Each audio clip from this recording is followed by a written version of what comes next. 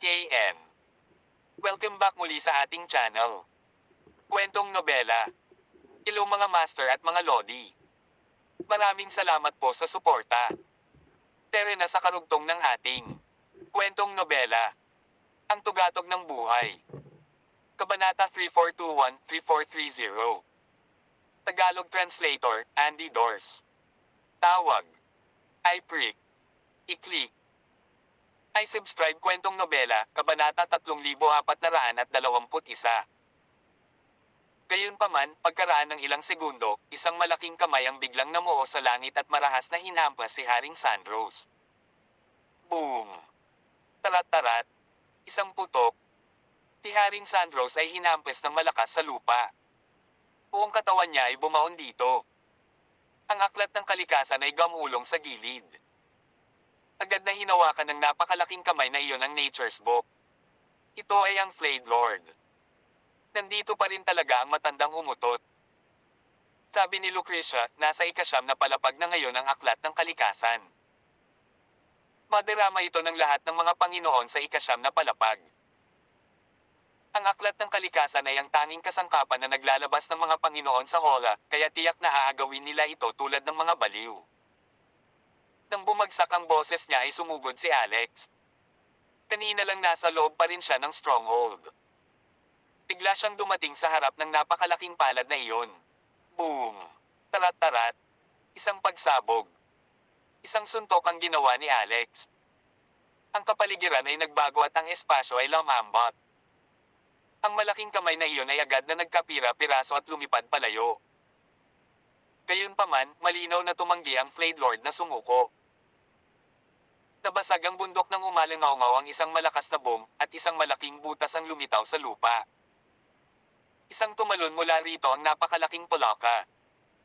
Gulat na tanong ni Blaze, Knight, yan ba ang tinatawag na Flayed Lord? It's a toad. Tumango si Lucrecia. Tama. Napakahirap pakitunguhan ng pulaka na ito. Ngayon, tiyak na mas makapangyarihan ito kaysa dati, malungkot na bumalik si Haring Sandros, nakakamadali lang lumabas. The Asterisk man ito. Ang lakas ng Panginoong ito ay sobrang nakakatakot. Isang pulaka ang muntik na akong masapak sa meat-puhip. Ito ay magiging sobrang nakakahiya kung isa publiko. Nang makita ng pulaka na kinuha ni Alex ang aklat ng kalikasan ay agad itong tumikim at diretsyong iniluwa sa kanya ang isang parang pasusuhin. Jeez! Umiling si Alex. Napakadali lang para sa kanya na makitungo sa mga demonyong Panginoon. Karamihan sa mga ancestor witches ay mula sa tribo ng demonyo. Ang Toad Lord na ito ay ganap na walang ideya kung sino itong pakikitunguhan. Boom! Tarat-tarat. Malakas na tunog. Hinampis niya ang isang palad na may kapangyarihang witch. Nagulat ang dambuhalang pulaka. Sa susunod na segundo, diretso itong nakahiga sa lupa nang hindi gumagalaw. Hindi naabot ni Alex ang pamatay na suntok. Ang suntok na ito ay tumama lang sa loob 100 metro ang lalim sa lupa, ngunit hindi niya ito pinatay. Swoosh! Ang aklat ng kalikasan ay ibinalik kay Haring Sandros. Sabi ni Alex, huwag ka nang mawala ulit. Hindi kita tutulungan kapag nawala ka. Kinuha ni Haring Sandros ang aklat ng kalikasan at balak umalis. Taktong pagkalabas niya ay umatras siya. Mas mabuting pumunta ako sa 18 palapag kasama kayo. Sabi ni Shelly sa malutong na boses, hindi ka man lang makaharap sa isang Panginoon sa 9 na palapag. Hindi mo ba liligawan si kamatayan kung maabot mo ang mas malalalim na palapag? Gayunpaman, tila isang death wish kung umalis siyang mag-isa at pumunta sa unang palapag mula sa 9 na palapag. Haha! Sa tingin ko, kailangan gamitin ni Revealer Maha ang aklat ng kalikasan pagkarating natin sa 18 palapag. Tutal, ang aklat ng kalikasan ay gumaganap ng isang malawak na papel sa Netherrealm. Nakangiting sabi ni Haring Sandros. Sabihin mo lang kung takot ka sa kamatayan. Tinabi ni Shelly at idinagdag, anyway, alam ng lahat na ikaw ay mahiyain at natatakot sa kamatayan. Muli niyang hinablot ang Nature's Book. Sa sandaling iyon, sinabi ni Lucrecia, may problema siguro sa 9 na palapag ng heli. Tinabi ni Haring Sandros, ang matandang monghe na iyon ay tiyak na walang kabuluhan. Tayong mga hari ng impyerno ay may espesyal na paraan ng pagkilala sa aura sa Hell Tower. Ang lugar na ito ay naglalaman ng aura mula sa ika-18 palapag. Ang aura na ito ay maaaring maging makapangyarihan sa mga multo sa ika-9 na palapag. Sabi ni Alex, kung ganoon, malamang hindi lang ito sa ika-9 na palapag. Natatakot ako na magiging pareho ito mula ika-9 hanggang ika-17 palapag. Punta na tayo sa ika-18 palapag ngayon ng walang alinlangan. Ribat. Noon ay muling tumalo ng Polaka kanina at nagsalita ng wika ng tao, Chief Ephemera, short-handed ka ba? Tawag. I prick. I-click. I subscribe kwentong nobela. Ang tugatog ng buhay. Tagalog Translator, Andy Dors Kabanata 3422. Gusto mo bang sumali? Tanong ni Lucrecia habang nakatingin sa Polaka. Sabi ng Polaka, may mali sa Hell Tower ngayon. Sino ang nakakaalam kung kailan mangyayari ang isang sakuna? Lahat tayo ay mga mahihirap na nakulong dito ng walang kalayaan, ngunit ang iyong anak ay natagpuan mo ang aklat ng kalikasan.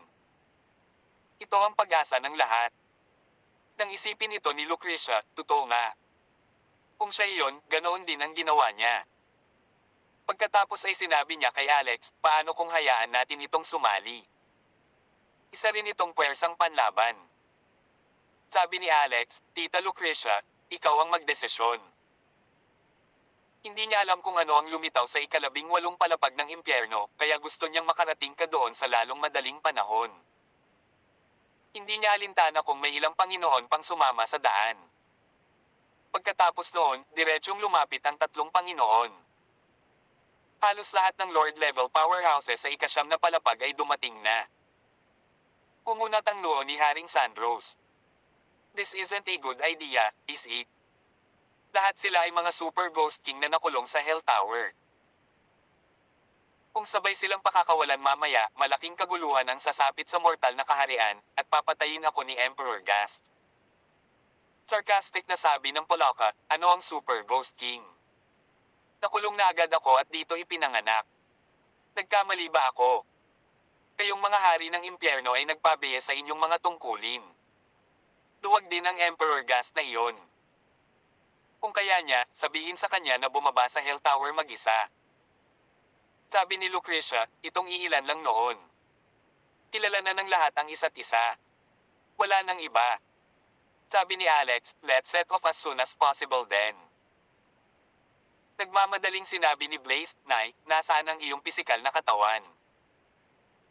Ang bayaw ay may cleansing vase na maaaring mag-imbak ng mga buhay na tao.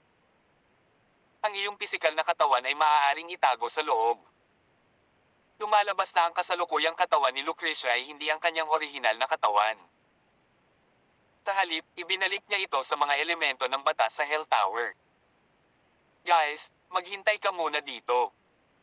Nag-aalala pa rin si Lucrecia sa kanyang pisikal na katawan. Malamang itatago niya ito.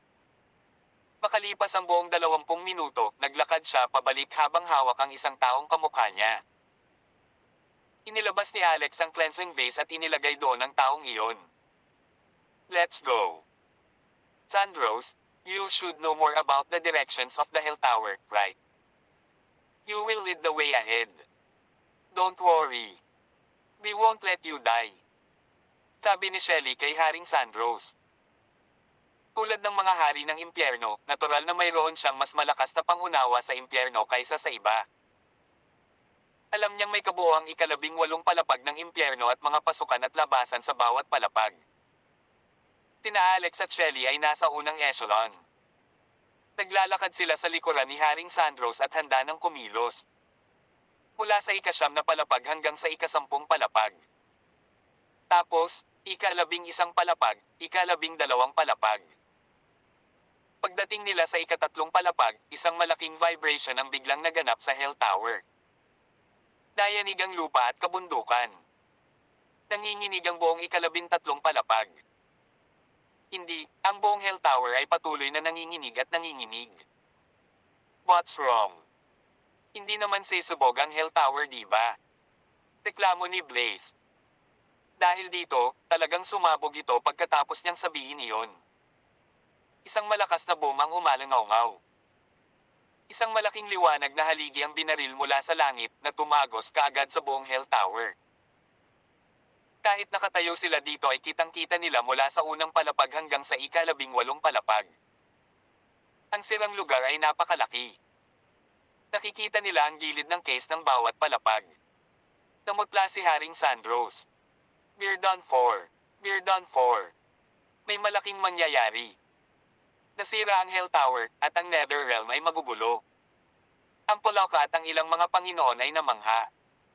Matagal nang nawasak ang makulat na Hell Tower na ito. Bakit tayo nananatili dito?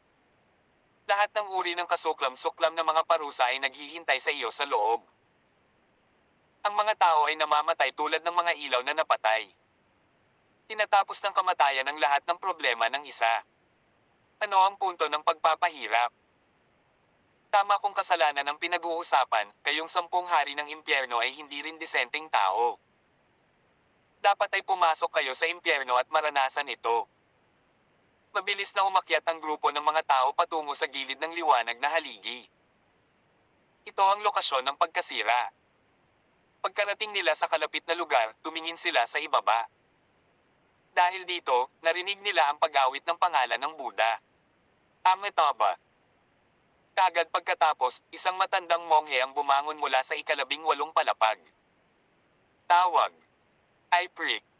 I-click. I subscribe kwentong nobela. Ang tugatog ng buhay. Tagalog Translator, Andy Dors Kabanata 3423. It's Revealer Maha. Ulalas ni Shelley. After a pause, she continued, ngunit muli, hindi.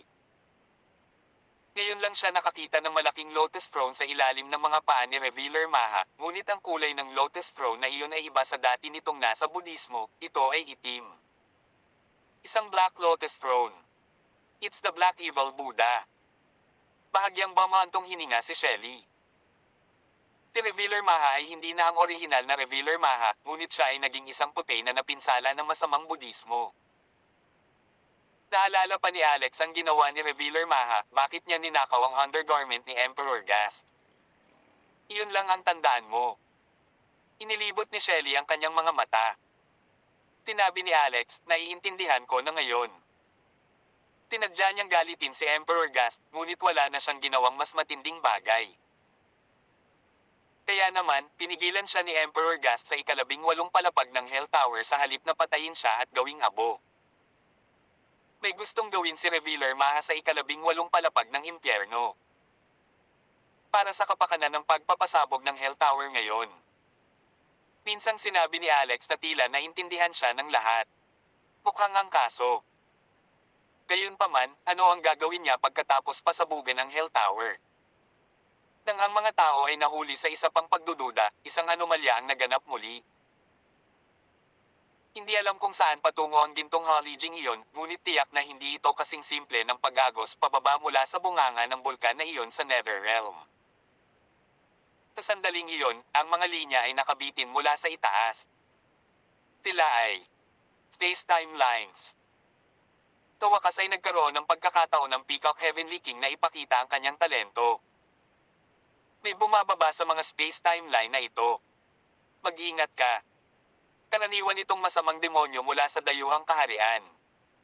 Tinagtagal, may bumaba talaga mula sa space-time lines. Ito ay hindi isang masamang demonyo mula sa dayuhang kaharian, ngunit ito ay naging isang kalbo na lalaki. Sabay alam ni Alex. Ito ang mga masasamang Buddha na bumaba mula sa Derayenji Temple. Siguradong sinira ng master ng Derayenji Temple ang Hell Tower para palabasin ang lahat ng masasamang multo sa loob kaya. Na sila ay magiging kanilang mga alipors at sa gayon ay makokontrol ang Netherrealm. Matapos bumaba ang masasamang Buddha na iyon, nagsuspine sila sa hangin.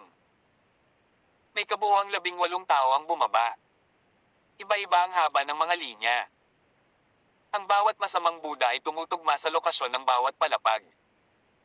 Pagkatapos, nagsimula silang magpakawala ng masamang enerhiya ng Budismo.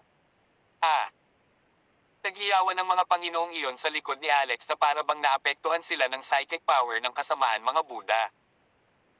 Sila ay makokontrol ng psychic power ng masasamang Buddha. Kasama rin sa kanila si Lucretia, pabayaan ang mga Panginoong iyon. Ma, ano bang problema mo? Niyakap ni Blaze ang nanay niya. Alex, gamitin mo ang Requiem Clock. Sabi ni Shelly. Tumango si Alex. Agad niyang tinawag ang Requiem Clock, ganun din, Supremo din ito. Kayamanan ng Budismo na ibinigay sa kanya ni Saitigarba. Ngayon, inihagis ito ni Alex sa hangin na nagpalabas ng malakas na putok. Dito nagsimula ang showdown sa pagitan ng tunay na Budismo at masamang Budismo. Pong! Pong! Pong! Ang Requiem Clock ay walang tigil na tumunog na humahadlang sa 18 masasamang Buddha sa kanilang pag-asimilasyon sa impyerno. Nagulat sila sa ginawa ni Alex. Sa susunod na segundo, mas maraming space timeline ang naghangdown. Ang isang malaking bilang ng mga masasamang Buddha ay bumaba sa bungad sa 13 palapag ng impyerno. Patayin. Maya-maya lang, isang malamig na ungol ang narinig sa mundo. Ang espasyo ay bumagsak na may napakaraming hangarin na pumatay. Isang babaeng nakasuot ng purple ang tila lumabas sa kawalan at nakipag-slash sa kanyang tibak. Agad na nagbago ang kapaligiran sa lumalakas na sword intent. Kalahati ng masasamang Buddha ay pinatay gamit ang isang sword slash. Emperor Gast. Ulalas ni Haring Sandros. Ano? Siya si Emperor Gast. She's so powerful. She's so huge. Tawag. I prick. I-click. I subscribe kwentong nobela. Ang tugatog ng buhay. Tagalog Translator, Andy Dors Kabanata 3424. Top. I know a man like you too well. Nakatuon ka lang sa dibdib ng mga babae kung titingnan mo. Pumuso ng masama si Shelly habang pinapagalitan si Alex. Tinaman siya ng tingin ni Alex. Babae ka rin, no? Dapat tingin ba ako sa dibdib mo? Hindi kahit meron. Sabay pasok ni Shelly sa bubong. UB asterisk starred. Itatapon kita sa isang unit kaya hindi ka na makakatulog ng mga babae. Gayunpaman, ang kasalukuyang Shelly ay hindi katugma kay Alex pagkatapos ay kinuha niya ang cleansing vase at inilagay siya. T asterisk man. Anak ng B asterisk T. How dare you contain me with this dilapidated vase? Naniniwala ka bang gagawin kong pasabugan ng sipa? Galit na galit siya nang sabihin niyang wala siyang suso. Tinipa niya talaga ito. Natural na hindi pumutok ang cleansing vase pero iba ang sumabog. Ano ito? Kasabay nito, pagkatapos na patayin ni Emperor Gast ang isang malaking bilang ng mga masasamang Buddha, tila hindi niya magagamit ang kanyang espada ng magkasunod.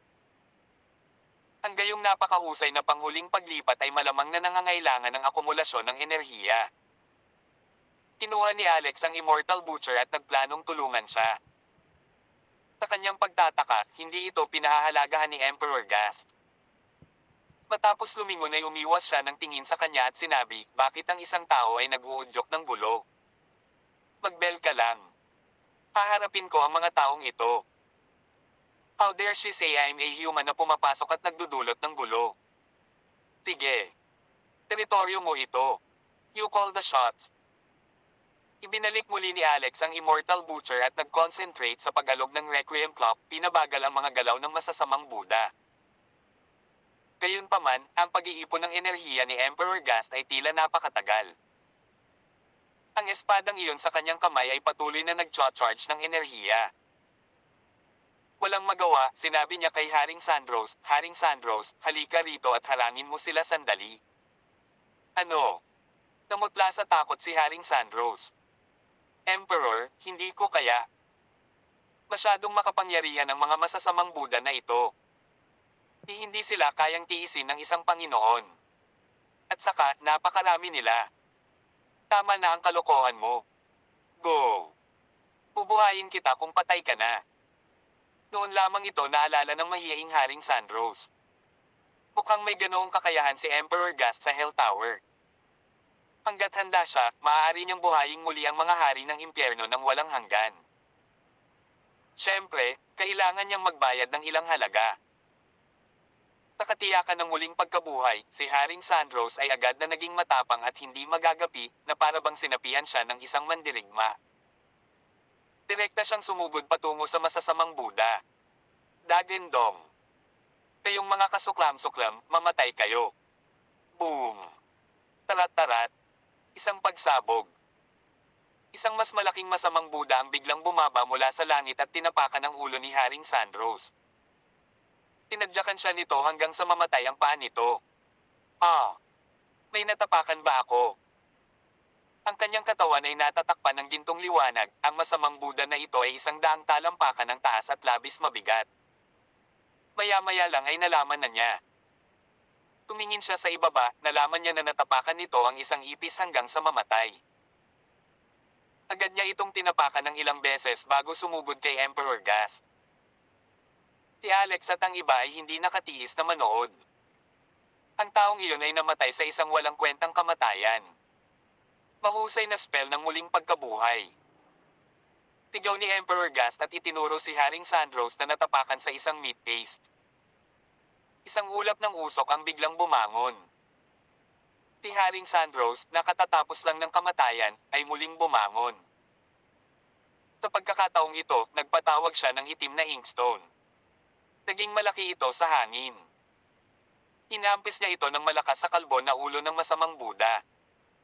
Bong! Tinamaan ng kalbo, naglalabas ng malutong na tunog. Isang itim na bukol ang nabuo sa kanyang ulo.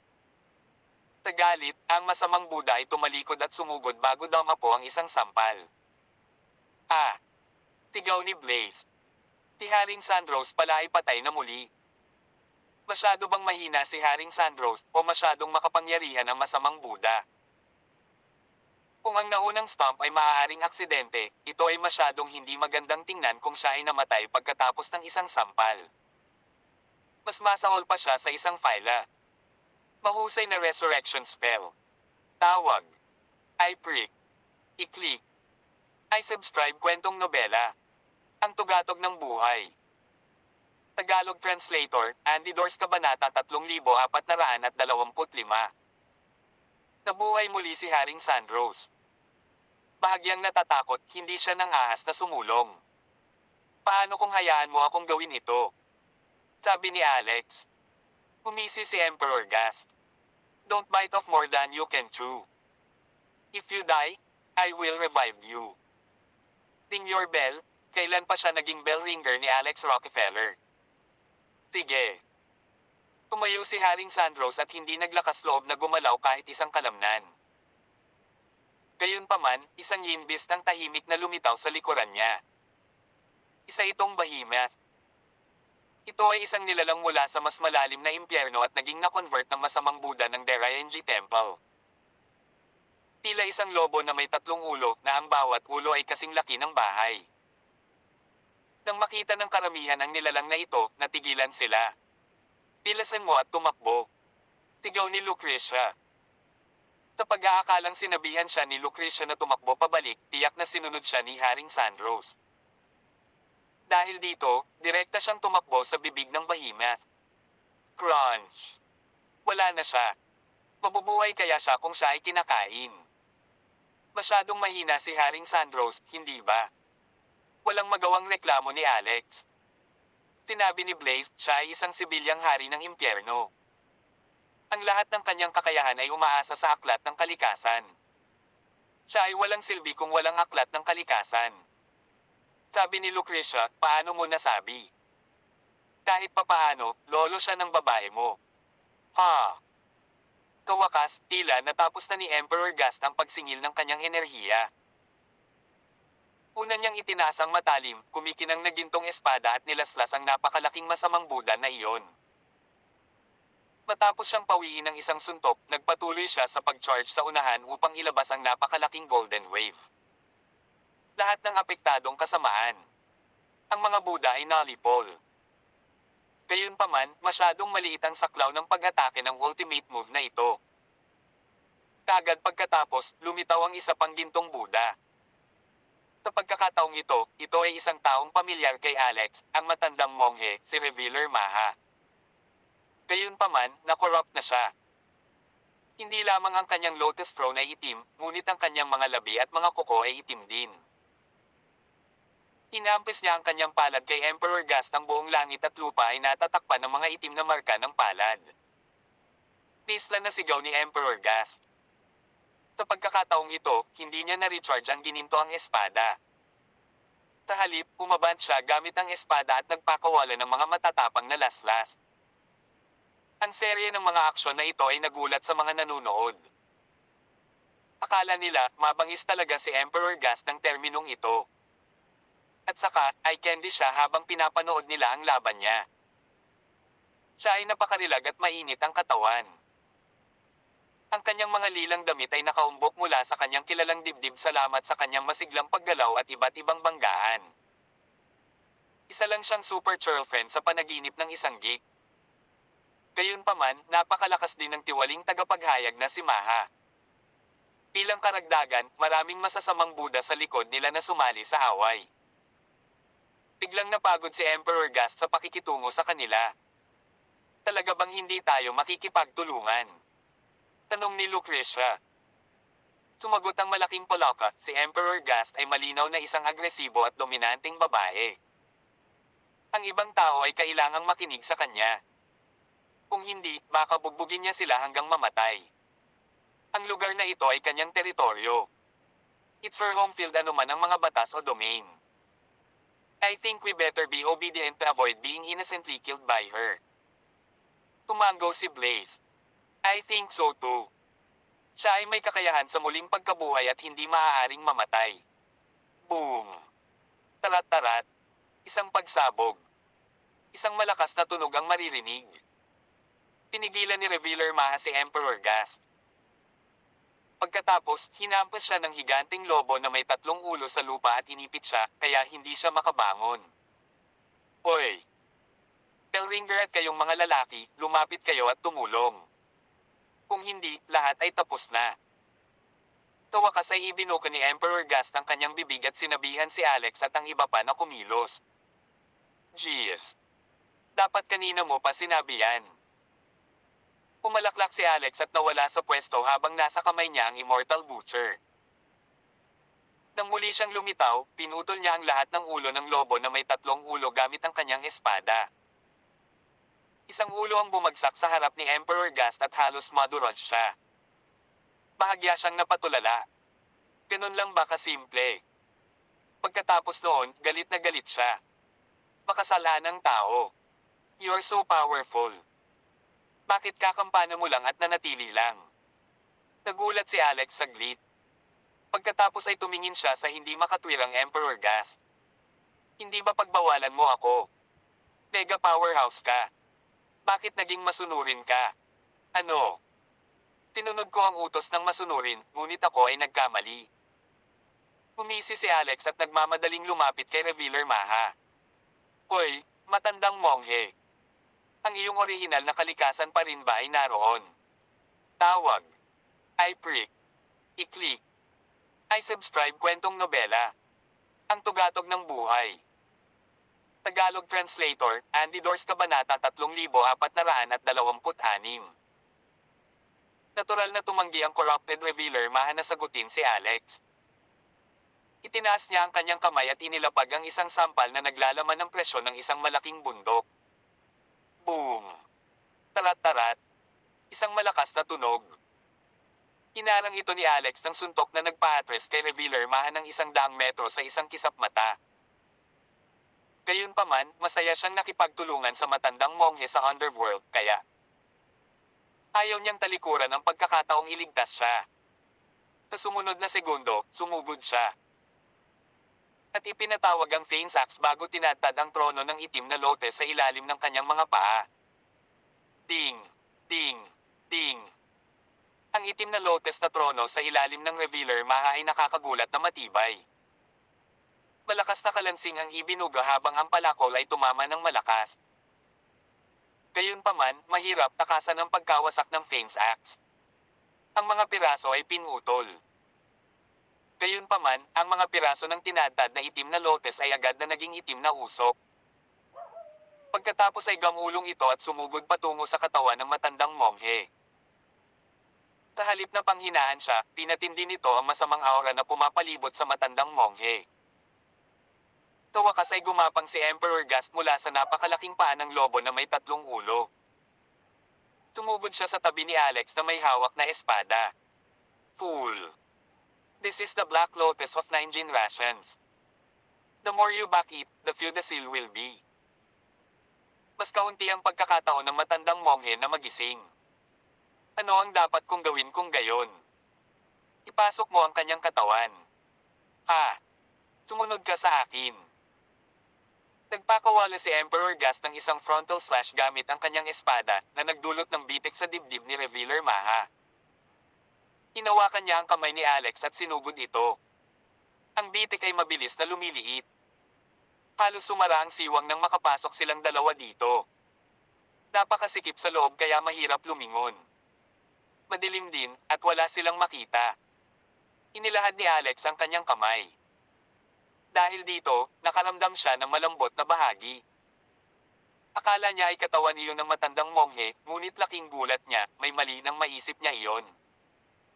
Dibdib pala ng babae. Ngunit ang tactile sensation na ito. Ang kanyang mga damit ay hindi maaaring nahulog sa harap ng pagpisil, hindi ba? Bitawan mo yung kamay mo. Labis na inis ang Empress. Gusto niya itong talunin, ngunit walang puwang. She fought her way forward and said, I'll blaze the trail ahead. Sumunod ka sa akin. Natapakan ng paa ni Alex. Pagkatapos ay nakipagtulungan siya at pilit siyang pinaakyat habang nagtatanong, saan pupunta ba tayo? Sabi ni Emperor Gast, sa puso ng matandang monghe. Ang Black Lotus of 9 generations ay dapat na may nakatanim na binhi doon. Masisira lang ang Black Lotus of 9 generations kapag nabunot na ang binhing iyon. Sige. Habang patuloy na gumagapang ang Empress, naglabas si Alex ng isang mahiwagang kayamanan para sa pag-iilaw. Pinaliwanagan niya ang lugar mula sa likuran para lamang makita ang lugar na parang ilang may laman na pader ng lukab. Pwede ba tayong lumiit? May biglang nahulog mula sa itaas at tumama sa ulo niya. Nang hawakan niya iyon ay napagtanto niyang isa pala itong bra. Nakasuot din pala ng ganito si Emperor Gast. Ito ay hindi nakakagulat. Hindi tama ang tactile sensation kanina. Apparently, ito ay talagang nahulog off. Pagkatapos noon ay nagmamadaling umakyat si Alex. Pakiramdam niya ay kumikilos ang matandang monghe. Maaaring siya ang nagpasimula ng labanan kay Blaze at sa iba pa. Bilang karagdagan, mayroong maraming masasamang Buddha. Kinailangan nilang bilasan. Bilasan mo. Inimok niya mula sa likuran. Siya ay kumilos bilang isang unan para sa Empress paminsan-minsan sa pamamagitan ng pagtulak na kataas ang kanyang mga paa gamit ang kanyang mga kamay. Bakit hindi pa tayo dumarating? The distance from the chest to the heart shouldn't be that long, right? Maling direksyon ba ang inakyat mo? Sumagot ang Empress, saan ka nang galing? Hindi mo alam ang ganitong pangkaraniwan kahulugan. Sa palagay mo ba ay nasa loob ng istruktura ng katawan ng lugar na ito? Ang lugar na ito ay nasa loob ng force field ng Black Lotus. Maaaring hawak ng buto ng mastasa ang pinakamalaking bundok. Iyon ang ibig sabihin. Nang magsalita ang Empress, napabulalas siya, hindi maganda.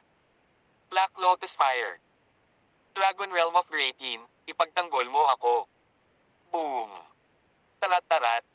Isang pagsabog. Ang nagninangas na apoy ay tumangay pababa mula sa itaas na parang alon sa karagatan. Isang layer ng yin energy ang nagpoprotekta kay Alex, ngunit hindi pa rin siya komportable sa kabuuan. Sa sobrang init ay sumisingaw na agad ang pawis niya sa paglabas nito.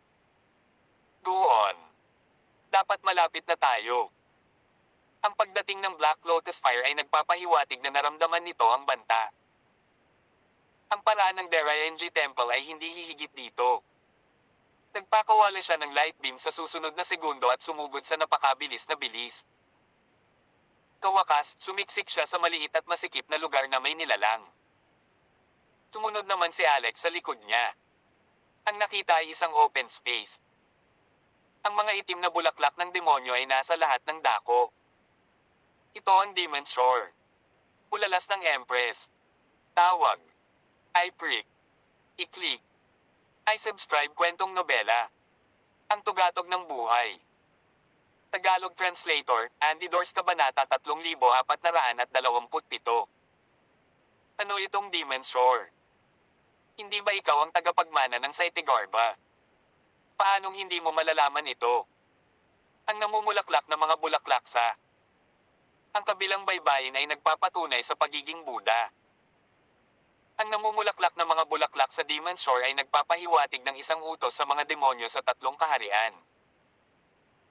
Sa pagsasalita tungkol dito, ang Empress ay sumangot ng malamig, ang Deraenji Temple ay ambisyoso. Gusto nitong utusan ng Hell Tower at pamunuan ng Netherrealm. Tinanong ba ako nito, Empress Gast? Ito ay nililigawan si kamatayan.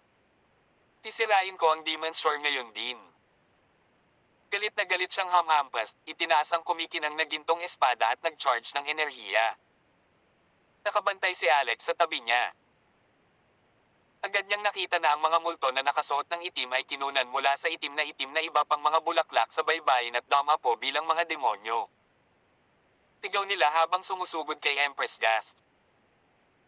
Nang walang ibang salita, si Alex ay naging isang arhat na may gininto ang katawan na may lumalakas na divine power. Namamayoho Rendekyo. Ang Ten Wheels Earth Incantation ng Saitigarba, Seal of Noble Light. Ang Ten Wheels Earth Incantation ng Saitigarba, Mahayana Righteous Seal. Natuklasan niya na ang isang tao ay hindi sapat upang harapin ang marami sa mga demonyong bulaklak na ito, kaya agad niyang inilabas ang cleansing vase at tumawag kay Shelly para humingi ng tulong. Shelly, where are you? The Asterisk Man, Scrooge. Ganito ka naman umarte pagkatapos kong sabihin na wala kang boobs. Kung nag-aalala ka, gagawin kitang pares. Kung gusto mo, kaya ko silang gawing kasing laki ni Empress. Kay Gast. Sige. Pinandilatan ng katabi niyang Empress ang magagandang mata at malamig na tinitigan siya. Tapos boses ni Shelly ang lumabas sa cleansing vase. I don't want them. They're ugly as hell. Si Empress Gast, na ipinagmamalaki ng kanyang dibdib, ay malapit ng mabaliw. Kumpleto na ang pag-charge ng enerhiya sa sandaling iyon. Pinunot ng Empress ang kanyang espada at binagtas ang 100 talampakan bago ay ugoy ang espada na may milyon-milyong liwanag. Patayin. Hindi mabilang na itim na bulaklak ng Demon's Shore ang nalanto mula sa massacre. Gayunpaman, mas maraming bulaklak ang namumulaklak at nagkalat ng pollen. Mas maraming siksik na itim na demonyo ang dumaong sa lupa. O tae. Sa biglang pagbigkas ng Empress ng ganoon, natakot ang puso ni Alex. Nagmamadali siyang nagtanong, anong meron? Tinabi ng Empress, ito ay dapat ang panahon ng pamumulaklak sa Demon's Shore. Sa halip, hinigop nila ang enerhiya ng aking espada at pinabilis ang pamumulaklak. Nakatingin sa walang katapusang itim na flower bed, nagtanong si Alex, pwede ba tayong dumaan sa kanila? Ang Demon's Shore ay naglalaman ng maraming negatibong epekto. Ito ang pinakamahusay sa paglikha ng mga ilusyonaryong kaharian at nakakagulo sa isip. Ito ay karaniwang imposible kung gusto mong direktang dumaan dito at hanapin ang binhi. Kahit si Saitigarba ay hindi magawa, lalo pa ang isang baguhan na tulad mo. Sa pagkakataong iyon, automatikong nanginig ang cleansing vase ni Alex. Isang boses ang lumabas mula rito. Maaari kong subukan ito. Ang ganda ng boses ng babae, pero siguradong hindi kay Shelly. Whoosh! Isang babaeng nakaputing damit ang lumabas, kasunod ang flat-chested na si Shelly. Kinawian ng babaeng nakaputi ang kamay at kinuha ang cleansing vase. Isang sanga ng willow ang lumutang dito. Diyosa ng habag. Habang ang babaeng nakaputi ay umaawit ng ethereal melody, ang cleansing vase ay nasilaw, at ang isang maliit na fluorescence ay nagmula sa sanga ng willow. Nang makita ng mga itim na demonyong iyon ang fluorescence, agad silang umiyak at tumakas. Maging ang Demon's Shore ay mahirap labanan. Mukha namang saplade si Shelly habang sinasabi kay Alex, ang tanga mo. Hawak mo ang cleansing vase, pero ginamit mo pa iyon bilang kulungan ng baboy. Ang tidal cave ay selyado sa loob, at ang diyosa ng habag ay nasa loob nito. Sa sandaling iyon, lumingon ang diyosa ng pagkahabag, iwan mo sa akin ang lugar na ito. Dapat kayong dumaan sa malademonyong lupain at hanapin ang binhi. Sabi ni Shelly, ako ang gagawa ng tulay. Guys, go! Nagpakita ang Persephone's Folly Bridge. Ang Empress ay mapagpasyahan, go! Tinabi ni Alex kay Shelly, alagaan ang iyong sarili at huwag mamatay. Tumigil sa pangangarap. Pilasan mo at umalis ka. Bush. Hindi masakop ng Persephone's Folly Bridge ang buong kagubatan sa kabilang baybayin. Natapos ito sa kalagitnaan. Noon sinabi ng Empress, nakikita ko ang Black Lotus Seed. Doon. Sabi ni Alex, puntahan ko muna. Nagpakawala siya ng Buddhist lotus at sinubukang tumalon dito para tumawid. Ang ideya, kahit na mabuti, nabigong gumana sa realidad. Ang Buddhist lotus ay nasira kaagad. Nagmamadaling umatras si Alex at tumalon sa flower bed ng Demon's Shore. Tawag. I-prick. I-click. I-subscribe kwentong nobela. Ang tugatog ng buhay. Tagalog Translator, Andy Dors Kabanata 3428. Todd. Pumagsak ang katawan ni Alex sa flower bed. Kasunod nito, nabuo ang isang malaking bunganga. Isang kalusko sa kanyang tainga ang tila may kausap at gumugulo sa kanyang isipan. Gayunpaman, mayroon siyang proteksyon ng banal na kapangyarihan. Pinalibutan siya ng mga sinag ng Buddhist light. Bam! May nahulog na iba. Si Empress Gastion. Ang babae ay tiyak na mas matimbang kaysa sa karaniwang tao. Bago pa makatayo si Alex, mabigat siyang tinadyakan niya sa lupa. Rockefeller Brat. Rockefeller Brat. Napakadilim ng paligid. Hindi nakita ni Empress Gast ang anyo ni Alex, at pinatay niya ang ginintoang liwanag ng Budismo na inilabas niya kanina sa pamamagitan ng pagtapak. Akala pa niya ay tumakas si Alex. Sa ilalim ng iyong mga paa. Mahinang humikbi si Alex, ilang beses mo na akong tinapakan. Tinadya mo ba? Ikaw ang marangal na Emperador Gast. Hindi ako naniniwalang hindi mo ako nakita dito noong tumalon ka. Hindi ako tumalon. Nahulog ako, katwiran na sabi ni Empress Gast. Tapos naging seryoso ang mukha niya. May mga negatibong aspeto ng Demon's Shore.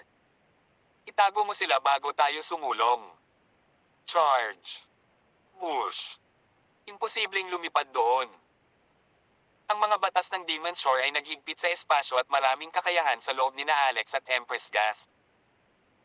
Nakabuka lang ang mga paa nilang dalawa at tumakbo pasulong.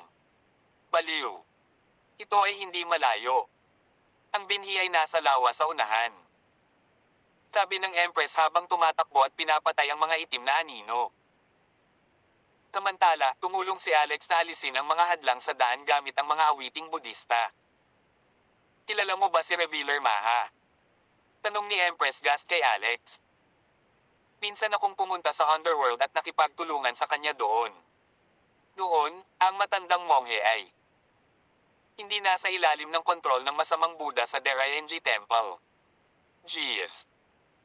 Napansin ko ang pagbabago sa sitwasyon sa loob ng Derayenji Temple noong panahong iyon. Kung napunta ako sa Netherrealm ng mas maaga, hindi ito magiging ganito. Gayunpaman, sa palagay ko kung nagpunta ako sa Netherrealm sa oras na iyon, namatay na ako bago ko siya mahanap. Sabi ni Empress Gast, walang posibilidad. Isa rin itong kalamidad na magagawa ng Netherrealm, iiwasan, ngunit ito rin ang tanging pagkakataon upang iligtas ang 3,000 mundo. To tell you the truth, noong ninakaw ni Revealer Maha ang mga gamit ko. Isang piraso ng damit na panloob. Tinama siya ni Alex. Tumahimik ka. Kailangan ko bang paalalahanan mo ako? Inis na pinandilatan siya ni Empress Gast at pinugutan ng ulo ang 3 demonyong nilalang na nabuo ng mga bulaklak sa kabilang baybayin gamit ang kanyang espada. Alam kong isa siyang sanglaan na Derayenji Temple na ipinadala para makalusot sa Netherrealm. Boom! Tarat-tarat. Isang pagsabog. Tinalakay ni Alex, pinatay ang isang maitim na demonyo na bumaril kay Empress Gas ng isang smack. Lumingon ang Empress at sumulyap sa kanya. Pagkatapos ay nagpatuloy siya, nag-iisip ako ng hindi mabilang na mga paraan sa oras na iyon. Kawakas, ginamit ko ang minor fate spell upang tukuyin ang hinaharap. Maaari ko lamang ayusin ang matandang monghe sa ika-18 palapag ng impyerno upang tulungan siyang makumplito ng matagumpay ang kanyang misyon. Ang pagsira sa Hell Tower ay ang tanging paraan tungo sa kaligtasan. Habang nagsasalita siya, narating nila ang pinakamapanganib na lugar na ito. Mas malapit sila sa buto, mas advanced ang proteksyon. Tar-eret, tar-eret. Boom boom boom. Sunod-sunod na pagsabog. Nakapagtataka, isang kumukulog na kidlat na pulang nasa unahan. Nakatanim pala ang binhi. Sa loob ng isang pool ng kidlat. Nang subukan ito ni Empress Gas gamit ang kanyang sword, agad siyang gumuhit ng napakalaking rumaragasang bagyo na parang nararanasan ang pinakamalakas na kidlat na tribulation. Napatapak niya ang paa niya sa galit. Anak ng B***. Siguradong pinaghandaan ito. Alam nitong pinakatakot ako sa kulog at kidlat, kaya sinadya nitong nilikha ito. Bahagyang natulala si Alex. Gayunpaman, mabilis niyang sinabi, ipaubaya mo sa akin ang natitira. Tinabi ni Empress Gas, ito ang pool ng kidlat. Ito ay 100 beses na mas nakakatakot kaysa sa lightning tribulation na naranasan mo. Matitiis mo ba ito? Kidlat ang huli kong inaalala. Whoosh! Marahas na tumalon si Alex at tumalon sa pool ng kidlat. Hindi mabilang na kidlat kaagad na sumabog sa langit. Thud! Pumasok ang katawan ni Alex sa lightning pool at nawala. Naramdaman ni Empress Gas ang pag-freeze ng kanyang dugo habang nakatingin sa kanya.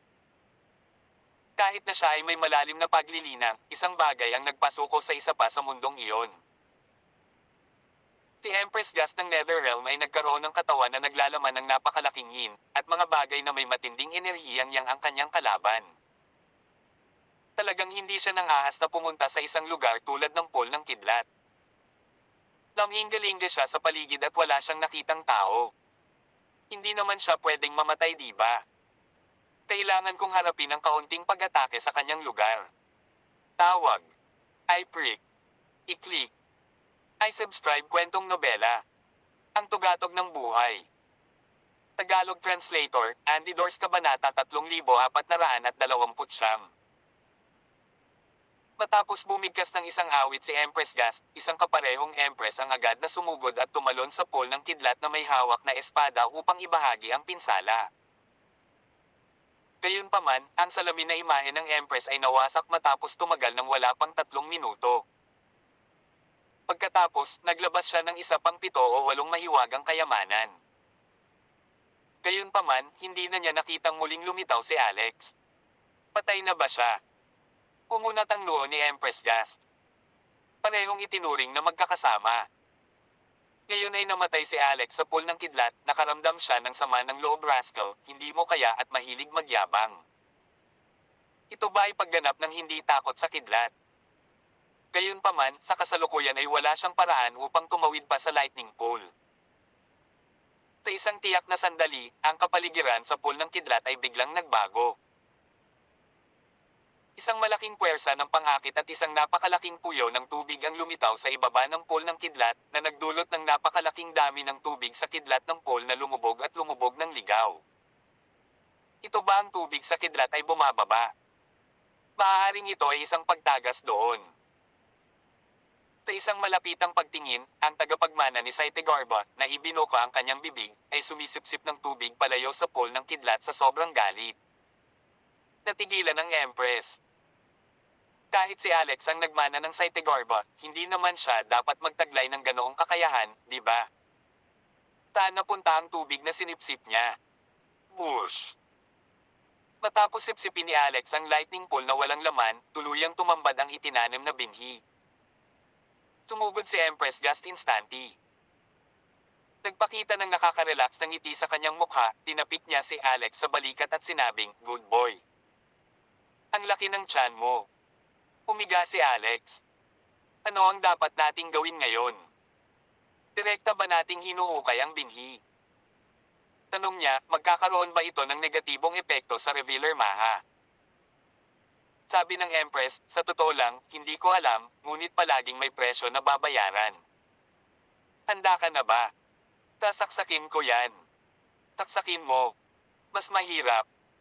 Nag-build up ng momentum si Empress Gast. Pagkatapos, umungal siya at sinaksak ang kanyang espada sa napakalaking buto. Oof. Arg. Isang malungkot na hiyaw ang lumabas mula sa higanting namamaga na buto. Ang buto ng Black Lotus of Nine. Ang mga henerasyon ay nagpaikot-ikot na parang may sariling karunungan noon pa man. Gayunpaman, lumitaw ang walang katapusang Blackwater. Kasabay nito ang biglang paghinto ng katawan ni Revealer Maha na nakikipaglaban kay Blaze at sa iba pa. Narinig ni Alex ang boses ng matandang monghe. Amitabha. Holmes D. Rockefeller, nandito ka na sa wakas. Iyon ang totoong matandang monghe. Kamusta ka? Kung hindi ko isasakripisyo ang sarili ko para iligtas ang iba, sino ang gagawa? Ang kupang mga salita ng matandang monghe. Pagkatapos ay sinabi niya, nauubusan na ako ng oras. Holmes D. Rockefeller, ikaw ay nakatadhana sa Budismo. Nasa iyo kung mapipigilan mo ang masamang Buddha ng Derayenji Temple. Agad na sinabi ni Alex, matandang monghe, ang Derayenji Temple ay nasa ilalim ko na. Katumbas ko ang pagkakaroon ng susi ngayon, ngunit hindi ko alam kung nasaan ang keyhole. Kailangan mong ipakita sa akin ang paraan. Saan ako makakapasok sa Derayenji Temple? Mabilis na sumagot ang matandang monghe, ang daan ay nasa loob ng sutra. Ang daan ay nasa loob ng sutra. Om Mani Padme Hum. Go! Isang sinag ng liwanag ang sumugod sa noo ni Alex. Paulit-ulit ang boses niya. Ang daan ay nasa loob ng sutra. Ang daan ay nasa loob ng sutra. Arg! Biglang huminto ang boses. Tinabi ni Empress Gast, patay na siya. Sa sandaling iyon, malapit nang gumuho ang espasyo sa lugar na ito. Tumugod din si Shelly at ang Diyosa ng Habag. Pagtingin sa noo ni Alex, tinabi ng Diyosa ng Habag, ang gulong ng buhay ni Buddha. Ikaw ang kasalukuyang Buddha. Napasapaw si Alex sa noo. Mawawala ang espasyo dito. Pilasan mo at umalis ka na. Tawag. I prick. I-click. I subscribe kwentong nobela. Ang tugatog ng buhay. Tagalog Translator, Andy Dors Kabanata 3430. Itinaas ni Empress Gast ang espada at nilaslas pababa. Ang lumitaw sa unahan ay hindi isang bitek kundi isang buong lamat. Ito ay dahil nasira ang pundasyon ng Black Lotus of Nine Generations. Ang espasyo ng itim na lotus sa harapan nila ay nasa bingit din ng pagkawasak at babagsak anumang oras. Kaya, wala nang paraan upang bumuo ng matatag na batas. Go! Nagmamadaling lumabas ng space ang grupo. Nang bumalik sila sa labas ng mundo, sina Blaze, Lucretia, at ang iba pa ay nakipag-away sa mga masasamang Buddha. Maraming masasamang Buddha. Gayunpaman, hindi nag-iisa si Blaze at ang iba pa. Maraming mga Panginoon sa Hell Tower ang dumating upang tulungan sila. Ito ay hindi isang bagay na protektahan ang kanilang tinubuhang bayan, ngunit nais ng masasamang Buddha na ay assimilate at gawing kumpe ng kanyan sa kanilang panig. Sino ang handang gawin ito? Mahusay na resurrection spell. Muling ibinato ni Emperor Gast ang Great Resurrection Spell na ipinatawag si Haring Sandros mula sa estado ng kamatayan. Pagkatapos, kinuha niya ang aklat ng kalikasan sa kamay ni Shelly at ibinalik ito kay Haring Sandros. Si Emperor Gast ay natural na nagkaroon ng isa pang ultimate move bilang Supreme Queen of the Netherrealm. Rockefeller Brat, pumunta kayo at i-block sila sandali. Magsaset up ako ng formation at maninangil ng ultimate move. Tumango si Alex. Magkasama sila ngayon, kaya wala siyang sinabi at agad na sumugod kasama ang Immortal Butcher. Nilamon lang niya ang buong pool ng kidlat sa espasyo ng itim na lotus, at tama lang na gamitin ito para harapin ang masasamang Buddha ng Derayenji Temple. Bilang karagdagan, ang lakas ng pakikipaglaban ni Shelley at ng Goddess of Compassion ay hindi mahina alinman. Nagsanim puwersa ang iilan at halos magtulak sa unahan. Ilang sandali pa, nabuo na ni Empress Gast ang kanyang ultimate move. Direkta niyang binuksan ang isang special pinto at ipinatawag ang lahat ng iba pang mga hari ng impyerno pati na rin ang 108 reserbang hari ng impyerno sa ilalim na kaharian. Bukod doon, binura din niya ang paghihigpit sa loob ng aklat ng kalikasan at pinalaya ang lahat ng mga Panginoon sa Hell Tower. Kapag natalo mo ang masasamang Buddha na ito, lubusan kang mapapatawad. Patayin mo sila. Nang magawa iyon, nagmamadaling bumalik si Empress Gast at muling nakipagtagpo kay Alex at sa iba pa. Ang gintong haligi ng liwanag ay naroroon sa kalangitan sa lahat ng oras. Samantala, isang serye ng mga tekstong Budista ang gumagalaw ng ritmo sa haligi ng liwanag. Tila ang suporta ng Derayenji Temple na makalusot sa Hell Tower. Kung ang gintong haligi ng liwanag mula sa Derayenji Temple ay hindi mawawasak, ang masasamang Buddha na ito ay patuloy na bababa. Maaari nilang makuha ang enerhiya ng Derayenji Temple, mabuhay ng walang hanggan, at bumalik sa buhay, sabi ng Diyosa ng habag sa karamihan habang nakatingin sa gintong haligi ng liwanag. Napaisip si Alex sa huling salita ni Revealer Maha. Nasa sutra ang daan. Ano ang ibig sabihin ng huling salita ng matandang monghe? Kailangan pa ba nating maghanap ng sutra? Miss Goddess of Compassion, alam mo ba kung ano ang sutra? Tumingin ang Diyosa ng habag kay Alex. Mayroon kang Buddha's life wheel. Ikaw ang Buddha. Iyan ang tanong na dapat mong itanong sa iyong puso. Tinabi ni Shelley, siya ay isang philanderi. Wala itong silbi kahit nasa Buddha's life wheel. Iniling mo sa kanya na hanapin ang sutra, ngunit siya ay may mga mata lamang para sa Fair Maiden's Heart Sutra. Sabi ni Alex, naiintindihan ako ng flat-chested na si Shelley. Nagtanong ang Diyosa ng habag, ano ang ibig sabihin ng flat-chested? Sabi ni Alex, oh, it means mayaman. Arg. Bakit mo ako kinakagat? Napakagat si Shelley sa bewang ni Alex. Ang napakalaking sakit ay naging dahilan upang siya ay magpakawala ng automatikong pagtatanggol na pinilit na ilabas ang mga tekstong Budista ni Saityagarba. Naiintindihan ko. Yung mga Buddhist na teksto sa loob ng gintong haligi ng liwanag. Hindi ba bahagi ng sutra ang mga Buddhist na teksto? Ang isang sutra ay naglalaman ng mga Buddhist na teksto. Kung gusto nating pumasok sa Derayenji Temple, kailangan nating i-on ang trail sa mga gintong tekstong Buddhist na iyon. Isang kapritsyo ang sumalubong kay Alex. Ganito ang naisip niya. Ito ay isang hula lamang. Bagaman mahirap sabihin kung ito ay tama, maaari niya itong subukan. Empress, tulungan mo ako.